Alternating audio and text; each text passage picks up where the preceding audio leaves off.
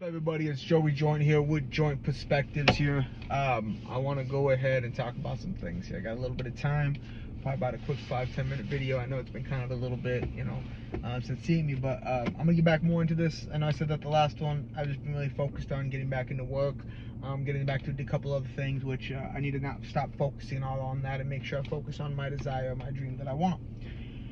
One of the things I want to talk about today is what do you do when you feel comfortable?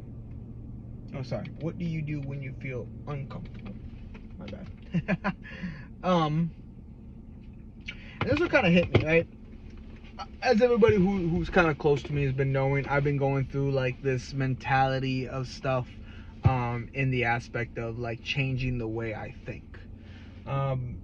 A lot of you who don't know me or who are just kind of taking this first opportunity to look at the podcast, I come from a very aggressive background, to the point where I'm a very aggressive person. I have been an aggressive person most of my life. I've always been fight first, ask questions later type of dude. And to be honest, it's really bit me in the stabbed me in the back.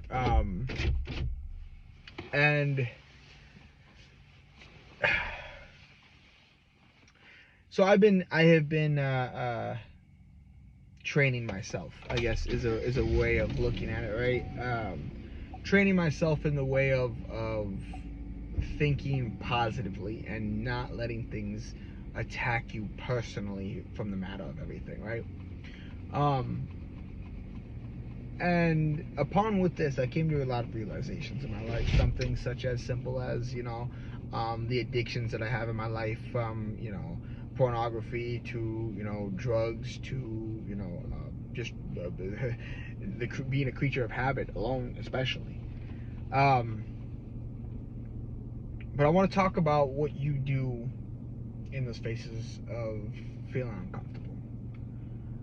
I have always went, and my family has always taught me, and they didn't teach me about like choice, like, hey, you gotta go do this, right? It was more of on monkey see, monkey do. That's how they dealt with it, so that's how I dealt with it. And my parents have always been in the aspect of doing drugs. My whole family has been, and it's not like we choose to. We're addicts. Mind you, my family is marijuana smokers. We all have been our whole entire lives. I've been for about 14 years, probably even longer, which is crazy because if you do the math, I've been smoking since I was probably about like 10 years old, which I have been. I used to steal from my parents.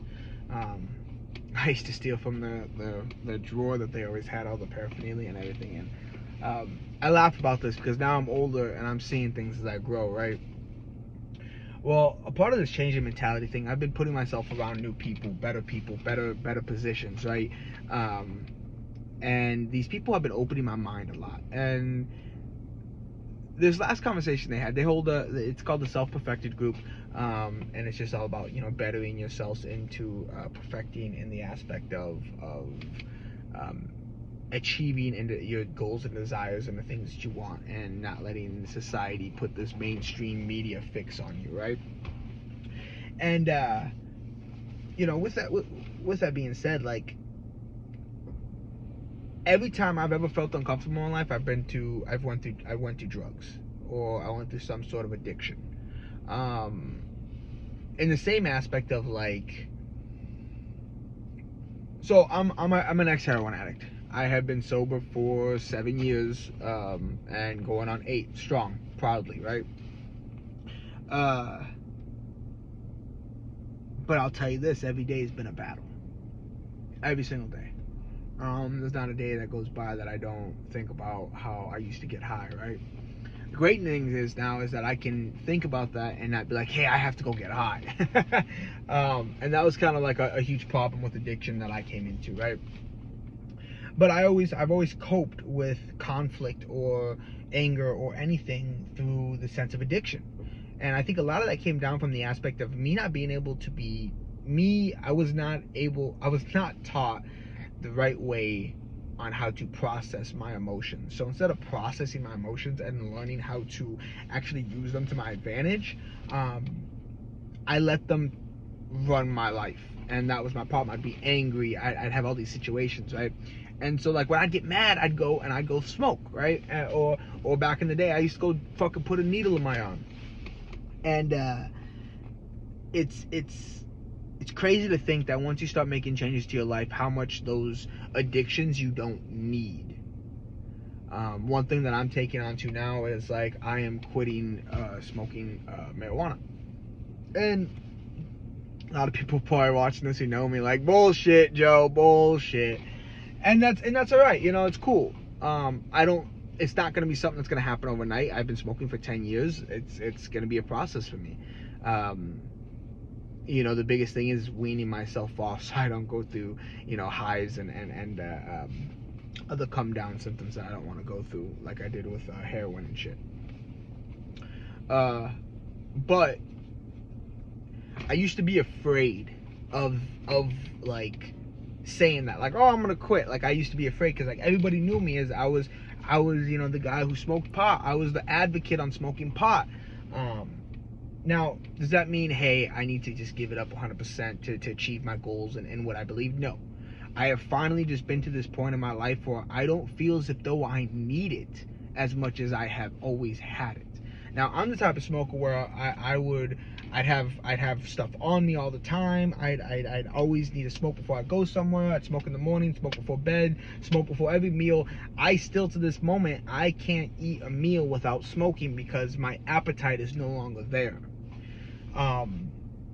So I advocate, and I've been learning this, but this stuff has been kind of minimalistic, right? The more and more I've grown and the more my mind has changed, it has been showing me that I don't need it as much as I think. Now, mind you, does that mean I have to be, you know, completely gone? No, but I do believe that I need to cut back horribly amount because I have done nothing besides throw myself into this through the fear of trying to actually be a man and man up on my emotions, to understand my emotions. So one thing I want to ask everybody today is, what do you do when you feel uncomfortable? We all have a thing, and the main question is after that, what can you do to where you don't have to need that sense of satisfaction from feeling uncomfortable? Does that make sense? One thing I've been going on more is just I've been reading. I've been trying to read more. I've been trying to get more into reading, which is crazy. Once again, if you know me from when I was younger, you're probably thinking, Joe, no, right? But I've been reading. I carry 4 books on me all the time. One is the Bible, and I have just been constantly just trying to read more and more. Well,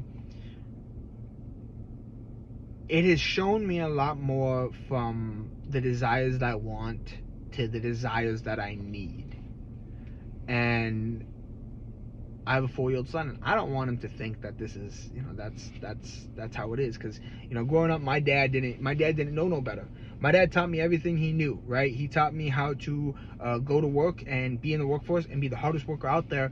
And he taught me how to be a man in the aspects of certain ways. Mind you, there's been other male role models who's taught me even more on how to be a man. But one thing I've learned is you could only teach something that you know, right? And addiction is all that my family has really ever known. Addiction, gangbanging, drugs, poverty, that whole aspect of it. So of course, why wouldn't I be destined for anything other than that? Well, like a lot of the rich say, it starts with that one person in your family member that's going to make that change. And today I challenge everybody to be that one person in your family to make that change of not being a member of society to think a certain way.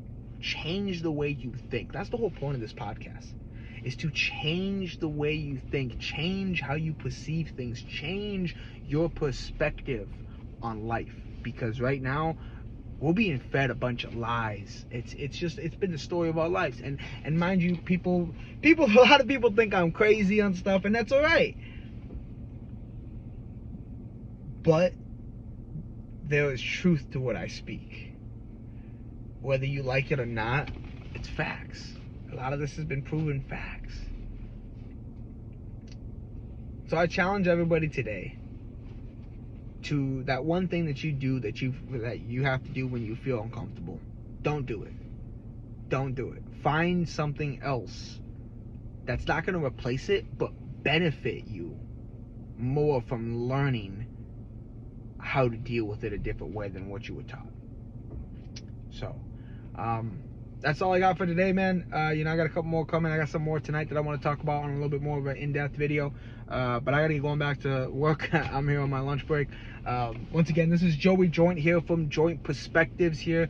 Don't forget to hit that subscribe button. Don't forget to hit that like button. Go ahead and share this stuff. Share it to your grandma, your mother, everybody. And just help me get my word out there so I can help make the change that I want and change that we need in the world, upon everything of just helping people think different.